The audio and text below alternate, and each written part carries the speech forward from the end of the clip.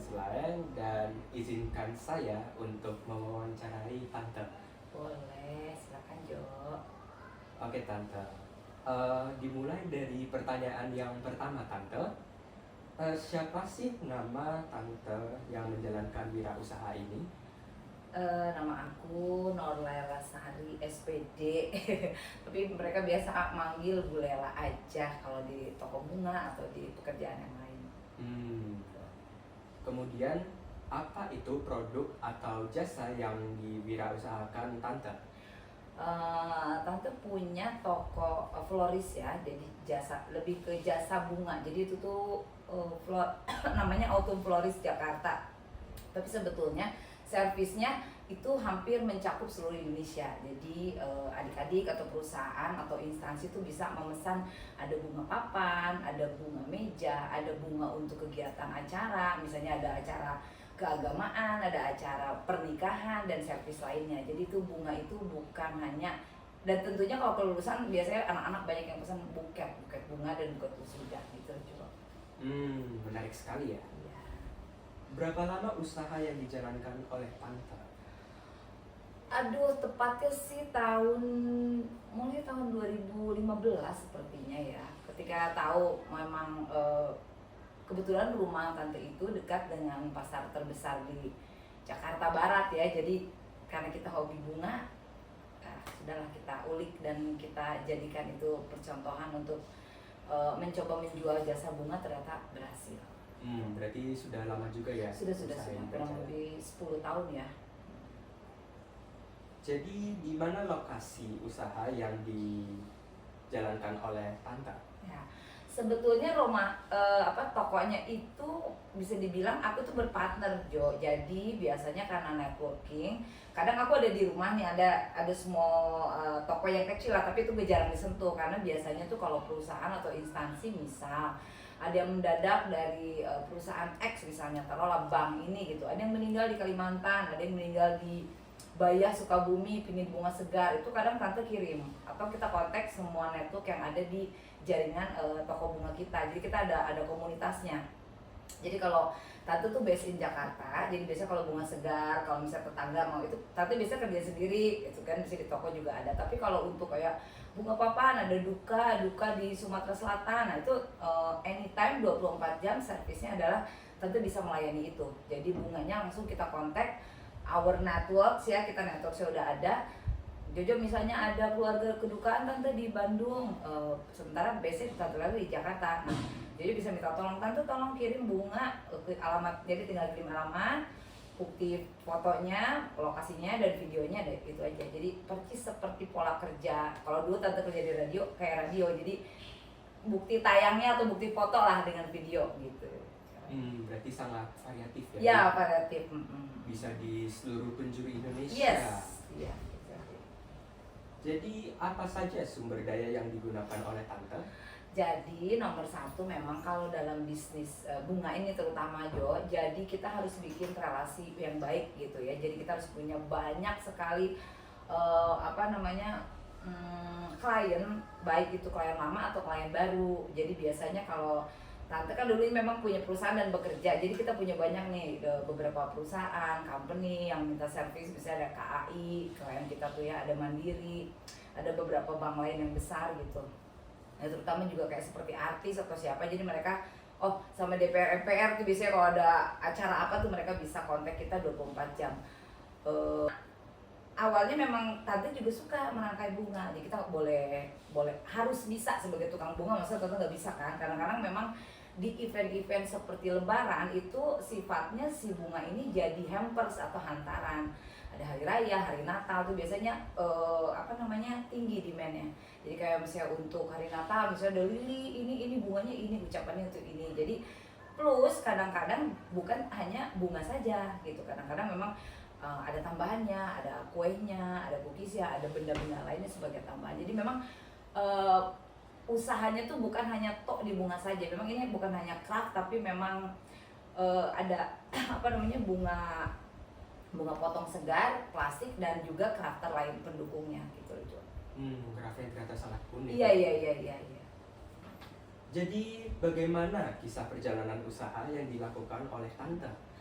karena kesukaan kita sama sesuatu yang unik, jadi kita pasti ngulik satu. Yang kedua memang hobi yang sangat menguntungkan Jo. Jadi kalau kalau kita menyukai sesuatu tuh biasanya kita akan cinta dan biasanya kita nggak akan bosan gitu. Nah kalau kita suka, cinta, kita akan ngulik. Mau kita gagal, salah menjual bunga, ternyata naruh bunga tuh salah, bunganya busuk, ternyata oh kalau ditaruh di freezer yang terlalu dingin bunganya akan cepat layu segala macam. Jadi by experience itu kalau kita menyukai meskipun gagal kita akan coba lagi.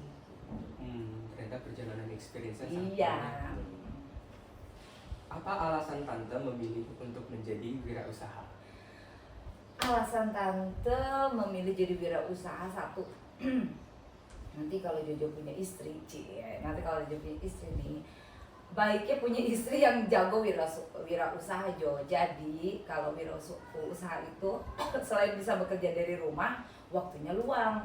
Selain waktunya luang, untungnya tentu banyak. Jadi kadang seorang wirausaha itu tidak bisa ditebak keuntungannya daripada seorang pekerja gitu. Jadi ya ini sih saran dari seorang pengusaha ya Jo. Jadi kadang kita tidak bisa expect tiba-tiba kita dapat kontrak dari taruhlah misalnya instansi X, dia minta tante suplai bunga setiap bulan dan setiap minggu sekian.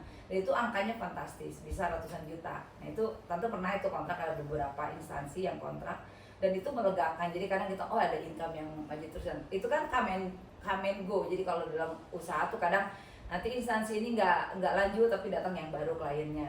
Nah itu bisa dikatakan mungkin bisa lebih daripada kita bekerja di menjadi karyawan. Jadi kalau karyawan kan konstan tuh pendapatannya nggak bisa ditebak. Jadi misalnya kita gajinya 25 juta 20 aja terus, naiknya juga mungkin 2 atau 3 tahun sekali. Tapi kalau pengusaha sometimes kita kena banyak nih dapat uang 100 juta tapi kita bisa tidur 3 bulan 4 bulan ibaratnya nggak ada orderan juga tapi fine gitu. Jadi wirausaha tuh bebas waktu, bebas juga mengatur finansial kita, jadi financial freedom gitu. Oh begitu tante. Apa tantangan yang dihadapi dalam merintis dan menjalankan usaha tante? Tantangannya sih lebih ke karena tante kan mungkin generasi zilenial apa Jo namanya ya. Jadi bukan Gen Z, bukan juga milenial, tapi tante itu masa transisi dari anak baby boomers ya. Jadi kita agak gaptek Jo sama sesuatu yang berbau marketplace, terus platform sosial media platform. Jadi tante tuh suka males kan posting di IG. I'm so jadul gitu. Jadi kadang udah dapat ngerjain capek kita nggak posting, padahal it's supposed to be ada tim yang bagus, which mean admin yang bantu kita punya produk. Every time kita bikin misalnya buket bunga nih hari ini dapat orderan ada 100 biji buket, harusnya difoto, divideokan dan dipublish. Tapi minimal kalau tante tuh untuk klien-klien tante tuh di WA story, di IG story, di storyin, minimal di storyin, even nggak di posting di feeds sosial media kita gitu loh. Jadi memang harus disupport dengan online sosial media kita kalau memang mau maju gitu. Begitu cara kemajuan dari tantangannya ya tante. Iya. Kemudian apa yang memotivasi tante untuk tetap bertahan dan berkembang? Soalnya kalau rangkaian bunga tuh memang tidak tergantikan Jo. Jadi bunga itu satu hobi dan itu memang pasarnya menengah ke atas. Gak ada yang beli bunga orang menengah.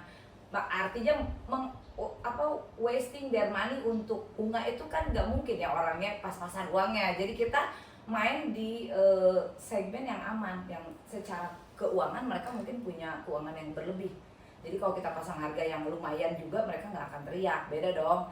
Nanti kalau misalnya mungkin untuk beberapa segmentasi pasar mereka akan kaget kalau dengar satu rangkaian bunga anggrek harganya 1.500.000 ya dong. Sementara mereka bisa mengcompare itu dengan beras yang bisa beli 10 karung beras, ya nggak enak kita kan, karena ini pasarnya juga memang bukan untuk segmen middle low gitu. Jadi si bunga ini pasarnya memang untuk instansi, perusahaan, sama personal yang benar-benar punya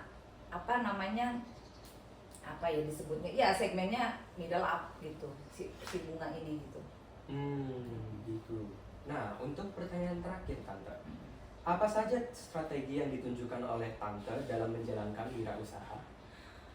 Strateginya kita harus mengikuti perkembangan pasar ya. Jadi kan tidak melulu selain menurunkan ilmu tante sama anak buah tante dan terutama anak-anak aku ya, jadi mereka harus mulai mengenal nih, mereka nggak boleh malu jualan produk mereka ya kan, mereka harus mau menawarkan misalnya di event sekolah ada buket bunga, harus mengikuti perkembangan zaman dan memantau harga pasar.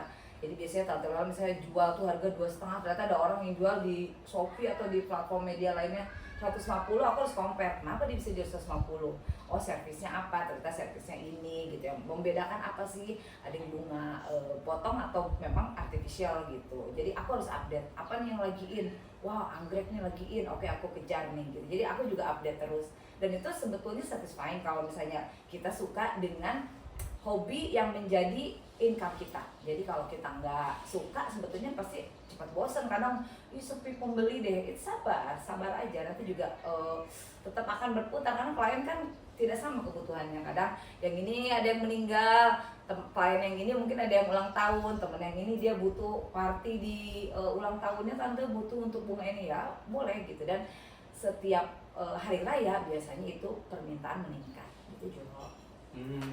Gitu tante. Jadi untuk kesimpulannya itu wirausaha dalam florist itu sangat menyenangkan ya tante. Selain menyenangkan, karena emang itu udah ditakdirkan nih bahwa perempuan siapa saja tuh suka sama sesuatu yang cantik kan. Jadi selain tidak membosankan, bayangkan Jo. Misalnya Tante Lela mau bikin bunga, orderannya banyak, sisanya banyak. Sangat menyenangkannya apa? Sebelum bunganya harus dibuang, dia berhasil dibuang, mendingan Tante kasih sama tetangga yang sedang ulang tahun. Tante Lela sering melakukan hal itu. 1, membuat kesenangan buat orang. 2, uangnya besar. 3, waktunya luang. Buat aku, florist itu sesuatu yang menyenangkan karena kelihatannya juga cantik dan keuntungannya lumayan besar karena tidak semua orang suka dan mengetahui kunci-kunci harga pasarannya, karena nggak semua orang memang tahu florist area ini gitu Jo. Gitu tante. Berarti kita sudah mencapai akhir dari wawancara ini tante. Ya. Baik, terima kasih tante atas waktu yang diberikan. Sama-sama Jo, semoga sukses ya di Jojo juga tante doakan semoga jadi seorang wira swastawan yang sukses dan menyukai dari hobi yang Jojo suka, oke? Siap tante. Baik, terima kasih dan selamat sore. Selamat sore. Demikian wawancara saya bersama dengan sang florist Tante Nur Laila Sari. Semoga wawancara ini dapat menginspirasi semua wirausahawan dan juga Bapak Ibu guru serta teman-temanku yang terkasih.